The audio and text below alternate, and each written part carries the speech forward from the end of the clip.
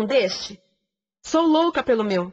Na verdade, adoro todas as minhas coisas. Já se perguntou de onde vêm todas as coisas que compramos e para onde vão quando nos desfazemos delas? Não conseguia deixar de pensar nisso, por isso quis saber mais sobre o assunto. E os livros diziam que as coisas se deslocam ao longo de um sistema. Da extração para a produção, para a distribuição, para o consumo e para o tratamento de lixo. Isso tudo se chama a economia de materiais. Bem, estudei um pouco mais. Eu passei 10 anos viajando pelo mundo atrás de pistas de onde vêm as nossas coisas e para onde vão. E sabe o que eu descobri? Esta não é toda a história. Falta muita coisa nessa explicação.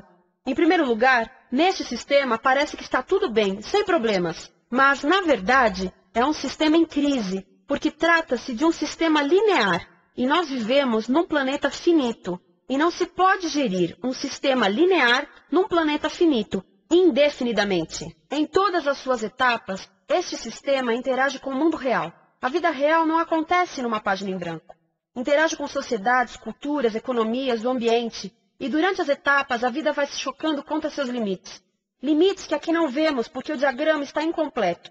Então, voltemos atrás para preencher alguns espaços e ver o que falta. Uma das coisas mais importantes em falta são as pessoas. Sim, pessoas. As pessoas vivem e trabalham em todas as etapas desse sistema, onde algumas são um pouco mais importantes que outras. Algumas têm maior poder de decisão. Quem são elas? Comecemos pelo governo. Meus amigos dizem que eu devia usar um tanque para simbolizar o governo. E isso é uma realidade em muitos países. E cada vez mais também no nosso. Afinal, mais de 50% dos nossos impostos vão para os militares. Mas vou usar uma pessoa para simbolizar o governo. Porque acredito nos valores e na visão de que o governo deve ser das pessoas, pelas pessoas, para as pessoas. A função do governo é olhar por nós, cuidar de nós. Esse é o seu trabalho. Depois vem as corporações. O que leva as corporações a parecerem maiores que o governo é porque elas são maiores que o governo.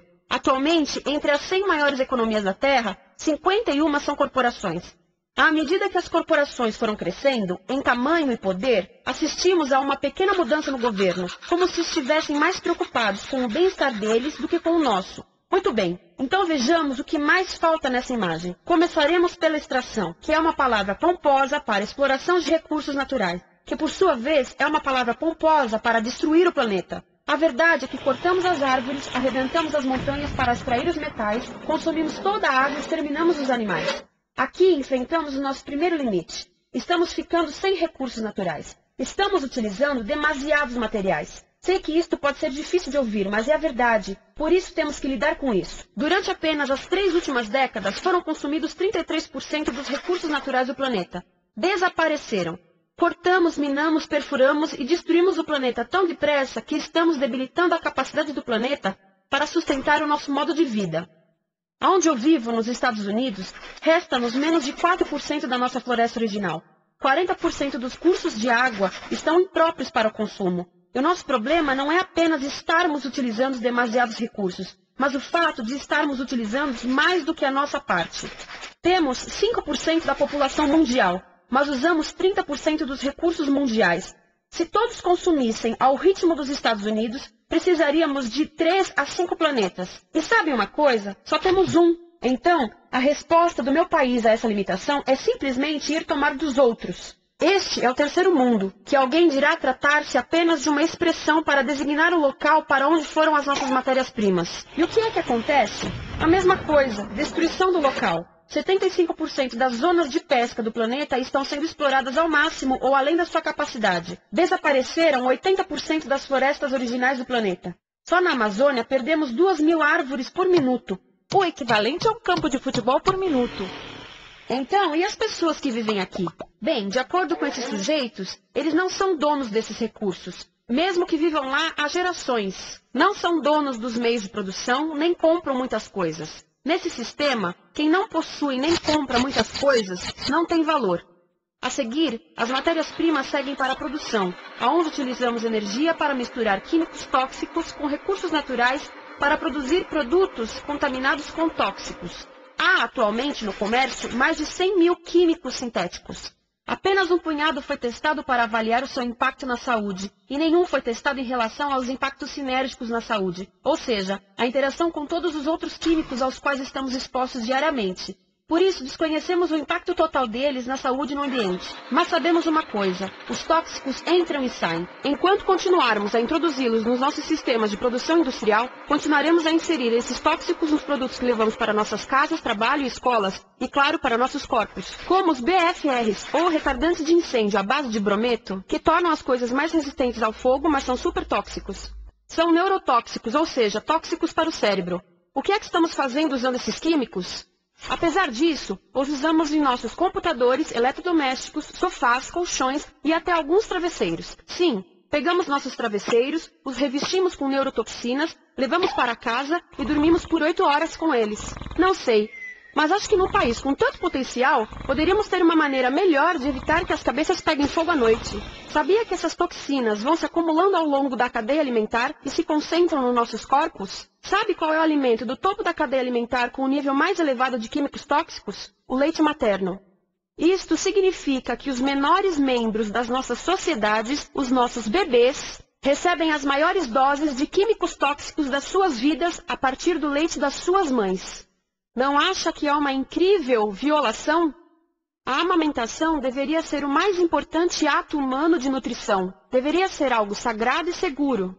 A amamentação continua a ser o melhor e as mães devem amamentar, mas nós deveríamos proteger esse ato. Eles deviam protegê-lo. Eu pensava que zelavam pelos nossos interesses. As pessoas que mais sofrem com esses produtos químicos são os trabalhadores das fábricas. Muitos são mulheres em idade reprodutiva que trabalham com toxinas que afetam a gestação, carcinogênicos e muito mais. Agora eu pergunto, que tipo de mulher em idade reprodutiva trabalharia num emprego deste, exposta a estas toxinas, a não ser uma mulher sem outra alternativa?